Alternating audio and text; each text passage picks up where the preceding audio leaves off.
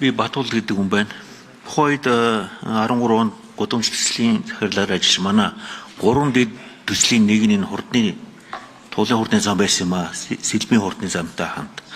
Тэгэхээр энэ яг хөөхлөр би бол ийм юм аа. Би бол нөгөө авцамын инженер биш.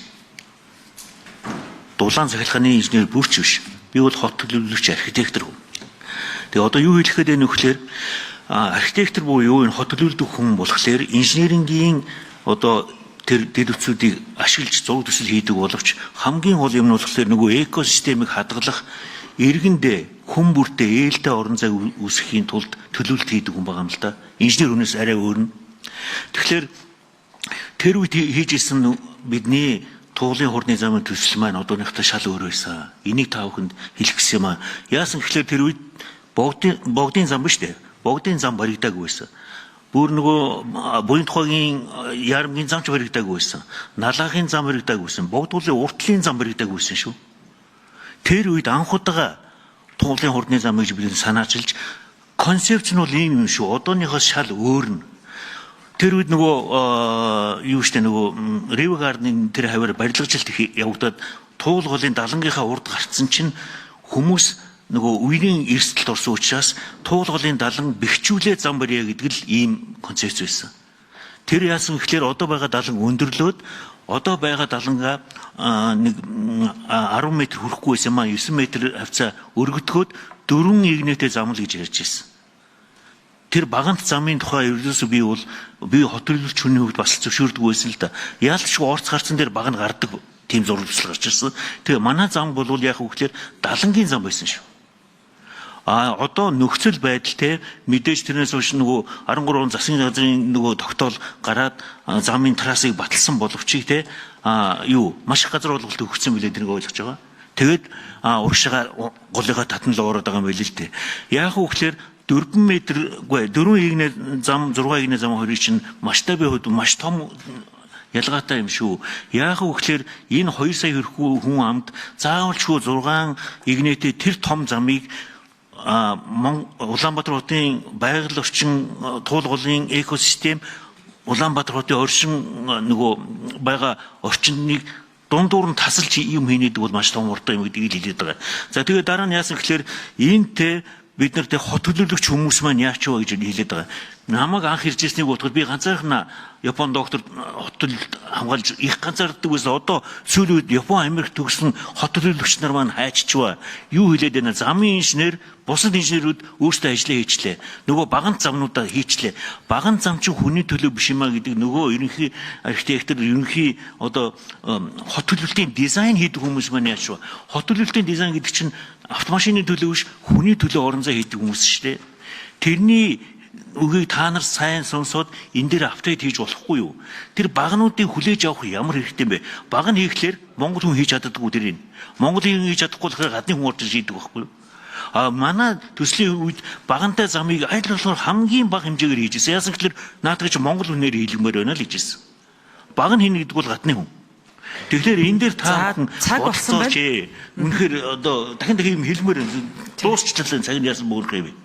За та дахиад 1 минутын тодруулах гэж болно. Ганцхан юм лээ. Яасан гэхээр одоо бид нарт цементэн ширэнгийн дотор амьдарч байгаа гэж байгаа босоо. Өндөр барилгуудын дунд одоо биднес цементэн тааз дээвэр доор амьдрах гэдэг нь шүү дээ. Одоо ялангуяа нөгөө зарим хүмүүс төв зам дагуулад давхарлаж зам барья гэдэг юм. Та бүхэн гадаадын гоё хотуудад явж байгаа, үзэж байгаа.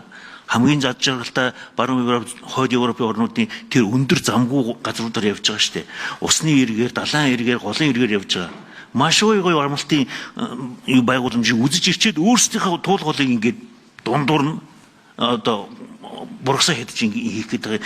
Тэгхгүйгээр та нар апдейт хийгээч. Тэр нь би одоо хамгийн гол хүчээ зарцуулахад бэлэн байна.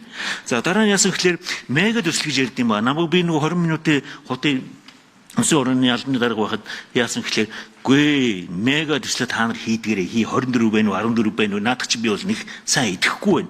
5 жил 10 жилийн дараах үр дүн одоо манай иргэд маань хүлээхгүй байгаа. 1 сарын дараа энэ зүүн сайн болохыг хүлээгээд байгаа байхгүй юу? Тэр нь яасан гэхээр микро төсөл шүү дээ. явган замаа засаж жижигхэн ногоон байгууламж өөрөө 5-6 мод тарья. Энэ чинь маш том ажил. Иргэдийн хамгийн дуртай саналыг хүлээж авах ажил шүү дээ. Тэгээ энэ мэтэр хийхгүй бол болохгүй байна. Тэгээ хамгийн гол нь одоо энэ геополитикийн энэ дайнтай байлдаантай үед ямар ч улс орнууд энэ мега төслүүдэд татгалзаж эхэлж хагаад бид нар хаа байсан Монгол модоор төгсдөг гэдэг шиг мега төсөл рүү гүүгээ дайраад байгаа наад төс чинь дуусахгүй шүү. 5 жил нөгөө шинэ цонхны бодол чинь те 2-3 дахин нэмэгдсэн шүү. 15 жил болсон. Тий.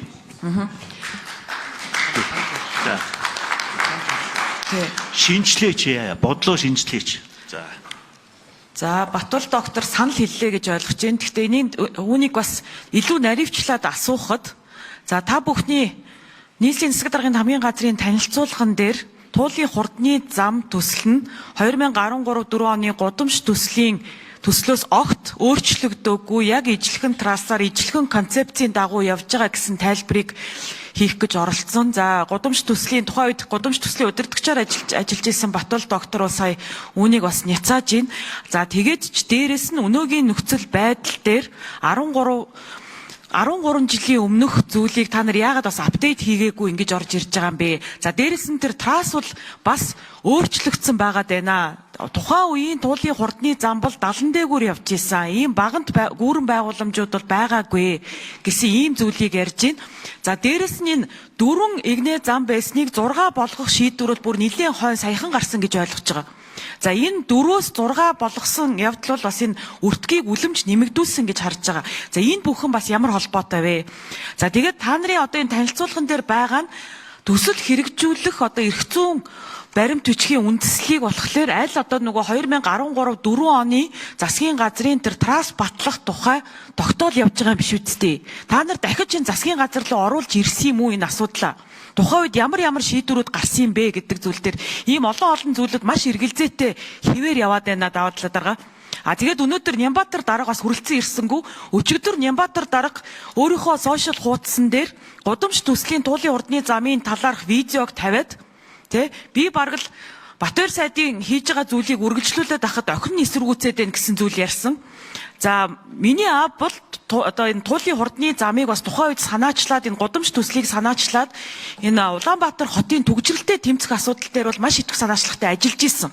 За өчигдөр аав юу гэж хэлсэн бэ гэхлээр өнөөдөр Улаанбаатар хотод өндөр зам биш, өргөн зам биш, маш олон жижиг зам хэрэгтэй гэж хэлсэн байгаа шүү гэдгийг бас дамжуулъя. За асуултууданд багшлаад хариулъя. Засаг дарганы 1-р урагш даваадлаа. За Батбол доктор архитектор хэлж байгаа асуудлууд бол зөв 20 минутын үндэсний орон дээр хотод дэмжээ зөвлөгөө аваад ажилладаг байсан. За 13 онд бол 325 мянган машин байсан. Одоо 26 онд 804 мянга болсон учраас бид нэр 4 игнийг бол 6 игнэг болгосон. Нэгдүгээр асуудал. За 21 м хүртэл өндөр далангаар далан барих боломжгүй учраас төв хэсгийг бол 3.7 км бүрэн байгууламж болгосон. Үндсэн тараас өөрчлөгдөөгүй.